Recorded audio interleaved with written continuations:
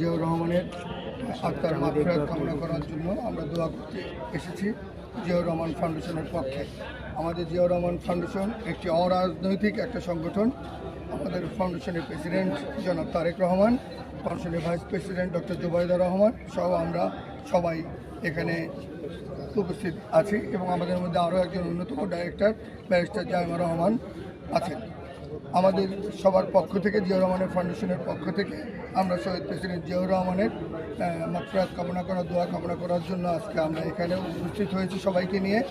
আমরা তার দোয়া, আমরা তার জান্নাত কামনা করছি।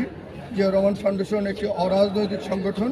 আমরা বাংলাদেশের যখন যেখানে বিপদে আপদে আমরা ঝাঁপিয়ে পড়ি, আমরা যে কোনো রকমের ন্যাচারাল ডিজাস্টার, যে কোনো রকমের সমস্যা, আমরা উইন্টার, আমরা সব কিছুতে, আমরা করোনায় সব প্রবলেমে আমরা বৃক্ষরোপণ, আমরা সব কাজগুলো, বন্যা, প্রতিটা কাজে আমরা একদম অরাজনৈতিকভাবে আই রিপিট, আমরা কোনো রাজনৈতিক ইচ্ছা নিয়ে আমরা এই কাজটা করি না। আমরা দেশের জনগণের দলমত নির্বিশেষে সবার জন্য আমরা জনগণের মাঝে আমরা সবসময় দাঁড়াই এবং দাঁড়াবো, এই আশ্বাস দিয়ে আমরা আমাদের বক্তব্য শেষ করছি।